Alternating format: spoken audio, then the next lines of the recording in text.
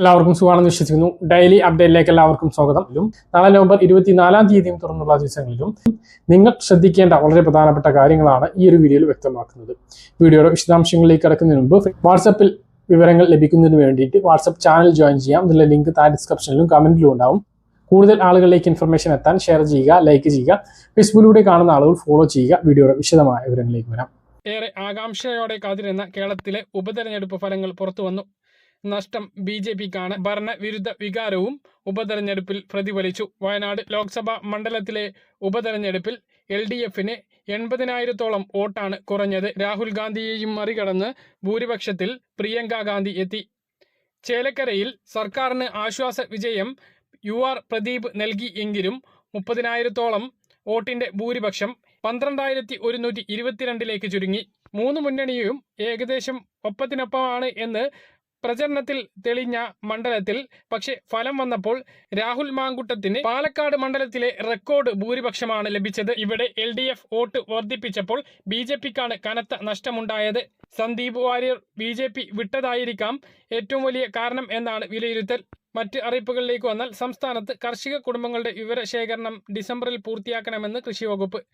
കർഷകരുടെ പരിസ്ഥിതി, സാഹചര്യം, വരുമാനം എന്നിവ കണക്കാക്കുന്നതിനാണ് വിവരശേഖരണം നടത്തുന്നത്. കേരളത്തിലെ ഗ്രാമീണ മേഖലകളിൽ നിന്നും തെരഞ്ഞെടുക്കപ്പെട്ട 152 സാമ്പിൾ വാർഡുകളിൽ 2 ഘട്ടമായി നടത്തിയ ഈ സർവേ പൂർണ്ണമായും ശാസ്ത്രീയ മാർഗങ്ങളിലൂടെ തെരഞ്ഞെടുത്ത കർഷക കുടുംബങ്ങളിൽ നിന്നുമാണ് വിവരങ്ങൾ ശേഖരിക്കുന്നത്. അടുത്ത അറിയിപ്പ്: സംസ്ഥാനത്ത് വൈദ്യുതി നിരക്ക് വർധനവ് വൈകാതെ പ്രഖ്യാപിക്കാനിരിക്കെ ഇന്ധന സർചാർജ് വർദ്ധിപ്പിക്കണമെന്ന് ആവശ്യപ്പെട്ട് KSEB റെഗുലേറ്ററി കമ്മീഷനെ സമീപിച്ചു. 2024 ഏപ്രിൽ മുതൽ ജൂലൈ വരെ ഇന്ധന സർചാർജ് ഇനത്തിൽ 37.70 കോടി രൂപ പിരിക്കാൻ ലക്ഷ്യമിട്ടാണ് അപേക്ഷ നൽകിയിട്ടുള്ളത്. യൂണിറ്റിന് 17 പൈസ വർദ്ധിപ്പിക്കാനാണ് ആവശ്യം. നിലവിൽ യൂണിറ്റിന് 19 പൈസയാണ് ഈടാക്കി വരുന്നത്. ഇതിൽ 10 പൈസ KSEB സ്വന്തം നിലയിൽ പിരിക്കുന്നതും 9 പൈസ റെഗുലേറ്ററി കമ്മീഷൻ അംഗീകരിച്ചതുമാണ്. ഇതിൽ 9 പൈസ 17 പൈസയാക്കാൻ വർദ്ധിപ്പിക്കണം എന്നാണ് KSEBയുടെ ആവശ്യം.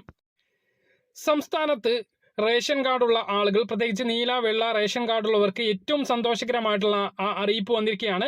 നമ്മൾ കാത്തിരുന്ന ഒരു അറിയിപ്പായിരുന്നു. വളരെ സന്തോഷകരമായിട്ട് അത് നിങ്ങൾക്ക് മുന്നിൽ അവതരിപ്പിക്കുകയാണ്. സംസ്ഥാനത്ത് റേഷൻ കാർഡ് മുൻഗണനാ വിഭാഗത്തിലേക്ക് മാറ്റാൻ ഇപ്പോൾ അവസരം. 2024 നവംബർ 25 മുതൽ ഡിസംബർ 10 വരെയാണ് അപേക്ഷിക്കാൻ കഴിയുക. യോഗ്യത തെളിയിക്കുന്ന രേഖകളുമായി അക്ഷയ കേന്ദ്രങ്ങളിലെത്തിയാണ് അപേക്ഷകൾ സമർപ്പിക്കേണ്ടത്. നമുക്കറിയാം, മുൻഗണനേതര വിഭാഗമായ വെള്ള നീല റേഷൻ കാർഡിൽ ഉൾപ്പെട്ട പലരും ഇതിന് അർഹതപ്പെട്ടവരാണ്. സൗജന്യ അരിയും ഭക്ഷ്യധാന്യങ്ങളും മഞ്ഞ പിങ്ക് റേഷൻ കാർഡുള്ളവർക്ക് കിട്ടുമ്പോൾ അർഹരായിട്ടുള്ള പല ആളുകളും, വാടക വീട്ടിൽ താമസിക്കുന്നവർ പോലും ഈ ഒരു 2 കിലോ അരി കൊണ്ട് തൃപ്തിപ്പെടേണ്ട സ്ഥിതിയാണ് ഉള്ളത്. അങ്ങനെയുള്ള ആളുകൾക്ക് മുൻഗണനാ വിഭാഗത്തിലേക്ക് ഉൾപ്പെടുക മാത്രമേ വഴിയുള്ളൂ. റേഷൻ, ഭക്ഷ്യധാന്യങ്ങൾ മാത്രമല്ല, ചികിത്സ ഉൾപ്പെടെയുള്ള മറ്റ് ആനുകൂല്യങ്ങളും വിദ്യാർത്ഥികൾക്ക് ഉൾപ്പെടെയുള്ള പഠന സഹായങ്ങളും മറ്റ് അപേക്ഷകളും സ്വീകരിക്കുന്നത് മുൻഗണനയുടെ അടിസ്ഥാനത്തിലാണ്. ഇതിന് BPL വിഭാഗത്തിൽ ഉൾപ്പെടണം. ഓരോ സംസ്ഥാനത്തിലെയും റേഷൻ കാർഡിലെ നിശ്ചിത ശതമാനം മാത്രമേ മുൻഗണനാ റേഷൻ കാർഡ് കേന്ദ്ര സർക്കാർ അനുവദിച്ചിട്ടുള്ളൂ. അതുകൊണ്ട് തന്നെ ഒഴിവ് വരുമ്പോൾ മാത്രമേ മുൻഗണനാ റേഷൻ കാർഡിലേക്ക് അപേക്ഷകൾ ക്ഷണിക്കാറുള്ളൂ. നിലവിൽ ഇപ്പോൾ നടത്തിയിട്ടുള്ള പരിശോധനകളുടെയും അനർഹമായ മുൻഗണനാ റേഷൻ കാർഡുകളെക്കുറിച്ച് വിവരം നൽകുന്നതിൻ്റെ അടിസ്ഥാനത്തിലും സ്വമേധയാ റേഷൻ കാർഡ് തിരിച്ചേൽപ്പിച്ചതിൻ്റെയും അടിസ്ഥാനത്തിൽ നിരവധി ഒഴിവുകളുണ്ട്. മസ്റ്ററിംഗ് പൂർത്തിയാകുമ്പോൾ ഒഴിവുകൾ ഇനിയും കൂടും എന്നാണ് കരുതുന്നത്. ഈ ഒരു സാഹചര്യത്തിലാണ് വീണ്ടും സംസ്ഥാനത്ത് മുൻഗണനാ റേഷൻ കാർഡിലേക്ക് ഉൾപ്പെടാനുള്ള അപേക്ഷകൾ ക്ഷണിച്ചിട്ടുള്ളത്. എന്നാൽ എല്ലാ നീല വെള്ള റേഷൻ കാർഡുള്ളവർക്കും ഇതിലേക്ക് അപേക്ഷിക്കാൻ കഴിയില്ല. ആർക്കൊക്കെ അപേക്ഷിക്കാം എന്നുള്ളതാണ് പറയുന്നത്. ഇനി പറയുന്ന വിഭാഗക്കാരാണ് എങ്കിൽ ഇതിലേക്ക് അപേക്ഷിക്കാൻ കഴിയില്ല. ഒന്നാമത്, കാർഡിലെ ഏതെങ്കിലും ഒരു അംഗം സർക്കാർ ജോലിയോ അല്ലെങ്കിൽ പൊതുമേഖലാ ജീവനക്കാരനോ ആകൽ, ആദായ നികുതി ദായകനാകൽ, സർവീസ് പെൻഷൻ വാങ്ങുന്ന ആളുകൾ, അല്ലെങ്കിൽ 1000 സ്ക്വയർ ഫീറ്റിന് മുകളിൽ വീടുള്ള ആളുകൾ, 4 അതിലധികമോ ചക്രമുള്ള വാഹനങ്ങൾ സ്വയം ആവശ്യത്തിന് ടാക്സി അല്ലാതെ ഉപയോഗിക്കുന്ന ഉടമ, പ്രൊഫഷണൽ ജോലിയുള്ളവർ, അതായത് ഡോക്ടർമാർ, എഞ്ചിനീയർമാർ, അഡ്വക്കേറ്റ്, IT, നേഴ്സ്, CA ഇങ്ങനെ തുടങ്ങുന്ന പ്രൊഫഷണൽ ജോലിയുള്ള ആരെങ്കിലും റേഷൻ കാർഡിൽ ഉൾപ്പെട്ടിട്ടുണ്ട് എങ്കിൽ. ഇത് കൂടാതെ കാർഡിലെ എല്ലാ അംഗങ്ങൾക്കു കൂടി 1 ഏക്കറിലധികം സ്ഥലം ഉണ്ട് എങ്കിൽ. SC/ST വിഭാഗക്കാർക്കാണെങ്കിൽ 1 ഏക്കർ സ്ഥലം ബാധകമല്ല. 25,000 രൂപക്ക് മുകളിൽ പ്രതിമാസ വരുമാനം NRI ഉൾപ്പെടെ ഉണ്ട് എങ്കിൽ മുൻഗണനാ വിഭാഗമായ മഞ്ഞ പിങ്ക് റേഷൻ കാർഡിന് അർഹത ഉണ്ടാകുകയില്ല. ഈ പറഞ്ഞ മാനദണ്ഡങ്ങളിൽ ഉൾപ്പെട്ട ആരെങ്കിലും നിങ്ങളുടെ റേഷൻ കാർഡിൽ ഉണ്ട് എങ്കിൽ നിങ്ങൾ ആരും ഇതിലേക്ക് അപേക്ഷിക്കേണ്ടതില്ല, നിങ്ങൾക്ക് കിട്ടില്ല. ഇതിൽ ഉൾപ്പെടാത്ത എല്ലാ ആളുകൾക്കും മുൻഗണനാ വിഭാഗം റേഷൻ കാർഡിന് അപേക്ഷിക്കാം. അപേക്ഷ നൽകി നിശ്ചിത മാർക്കിന്റെ അടിസ്ഥാനത്തിലാണ് മുൻഗണനാ പദവി ലഭിക്കുക. അപേക്ഷിക്കുന്ന എല്ലാവർക്കും ഇതിൽ ഉൾപ്പെടാൻ കഴിയാറില്ല. മിനിമം 30 മാർക്കെങ്കിലും ലഭിക്കുന്ന ആളുകൾക്കാണ് BPL കാർഡ് ലഭിക്കുക. ആശ്രയ പദ്ധതി, ആദിവാസി, ക്യാൻസർ, ഡയാലിസ്, അവയവമാറ്റം, HIV, വികലാംഗർ, ഓട്ടിസം, ലൈപ്രസി, 100% തളർച്ചയുള്ള രോഗികൾ ഇങ്ങനെയുള്ളവരാരെങ്കിലും റേഷൻ കാർഡിൽ ഉൾപ്പെട്ടിട്ടുണ്ട് എങ്കിലോ അല്ലെങ്കിൽ നിരാലംബരായ സ്ത്രീ, അതായത് വിധവ, അവിവാഹിത അല്ലെങ്കിൽ വിവാഹമോചിതർ കുടുംബനാഥകളാണ് എങ്കിൽ അത്തരം കേസിലും പ്രായപൂർത്തിയായ പുരുഷന്മാർ കാർഡിൽ ഇല്ല എങ്കിൽ ആവശ്യമായ 30 മാർക്ക് ലഭിക്കുന്നതാണ്. അതുപോലെ മറ്റ് അർഹരായിട്ടുള്ള ആളുകൾ 2009 BPL സർവേ പട്ടികയിലെ അംഗമാണ്, BPL കാർഡിന് അർഹനാണ് എന്ന് പഞ്ചായത്ത് സെക്രട്ടറി സാക്ഷ്യപ്പെടുത്തി നൽകുക.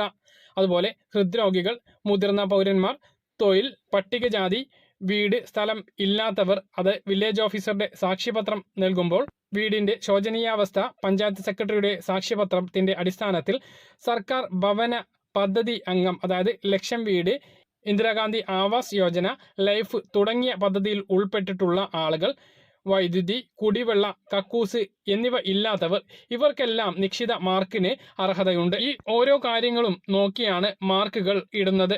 മിനിമം 30 മാർക്ക് ലഭിക്കുന്ന ആളുകൾക്കാണ് BPL റേഷൻ കാർഡ് അനുവദിക്കുക.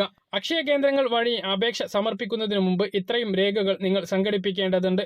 അതിൽ ഒന്ന്, ആശ്രയ പദ്ധതിയിൽ ഉൾപ്പെട്ടവരാണ് എങ്കിൽ പഞ്ചായത്ത് സെക്രട്ടറി നൽകുന്ന സാക്ഷ്യപത്രം, ഗുരുതര രോഗങ്ങൾ, ഡയാലിസ് ഉൾപ്പെടെ ഉണ്ട് എങ്കിൽ ചികിത്സാ രേഖയുടെ പകർപ്പുകൾ, പട്ടികജാതി പട്ടികവർഗം ആണ് എങ്കിൽ തഹസിൽദാർ നൽകുന്ന ജാതി സർട്ടിഫിക്കറ്റ്, വിധവ ഗൃഹനാഥയാണ് എങ്കിൽ വില്ലേജ് ഓഫീസർ നൽകുന്ന നോൺ റീമാരേജ് സർട്ടിഫിക്കറ്റ്, നിലവിൽ പെൻഷൻ രേഖ, ഇവ ഏതെങ്കിലും ഒന്ന് സമർപ്പിക്കുക. വീടും സ്ഥലവും സ്വന്തമായി ഇല്ലാത്തവരാണ് എങ്കിൽ വില്ലേജ് ഓഫീസർ നൽകുന്ന ഭൂരഹിത ഭവനരഹിത സർട്ടിഫിക്കറ്റ്. BPL പട്ടികയിൽ ഉൾപ്പെടാൻ അർഹതയുള്ളവർക്ക് ഗ്രാമ, ബ്ലോക്ക് പഞ്ചായത്ത് സെക്രട്ടറിമാർ നൽകുന്ന സാക്ഷ്യപത്രം. ഏതെങ്കിലും ഭവന പദ്ധതി പ്രകാരം വീട് അനുവദിച്ച് ലഭിച്ചിട്ടുണ്ട് എങ്കിൽ വീട് നൽകിയ വകുപ്പിൽ നിന്നുള്ള സാക്ഷ്യപത്രം. ഇവ മുഖാന്തരമാണ് അപേക്ഷ സമർപ്പിക്കേണ്ടത്. കുറഞ്ഞ ദിവസം മാത്രമാണ് ഉള്ളത്. അതുകൊണ്ട് തന്നെ ആരും താമസിക്കരുത്. ആദ്യം രേഖകൾ സംഘടിപ്പിക്കുക. അതിനും അക്ഷയ കേന്ദ്രങ്ങളെ സമീപിക്കാം. ചില കാര്യങ്ങൾക്ക് വില്ലേജ് ഓഫീസിലും അതുപോലെ തന്നെ പഞ്ചായത്തിലും നേരിട്ട് പോവേണ്ടി വരും. അതെല്ലാം നിങ്ങൾ നേരത്തെ സംഘടിപ്പിച്ച് വെക്കണമെന്ന് പ്രധാനമായിട്ട് ഓർമ്മിപ്പിക്കുകയാണ്. സംസ്ഥാനത്ത് ഇന്നും സ്വർണ്ണവില വർദ്ധിച്ചു. ഗ്രാമിന് 75 രൂപയാണ് വർദ്ധിച്ചത്. പവന് 600 രൂപ വർദ്ധിച്ച് 58,400 രൂപയിലെത്തിയിട്ടുണ്ട്. പറഞ്ഞ കാര്യങ്ങൾ കൃത്യമായിട്ട് മനസ്സിലാണെന്ന് കരുതുന്നു. ഇതുപോലെ ഇൻഫർമേഷൻ ലഭിക്കാൻ ചാനൽ സബ്സ്ക്രൈബ് ചെയ്യുക, ബെൽ ഐക്കൺ എനേബിൾ ചെയ്ത് വെക്കുക. മറ്റൊരു വീഡിയോയുമായി നമുക്ക് വീണ്ടും കാണാം. ദൂരേക്കും.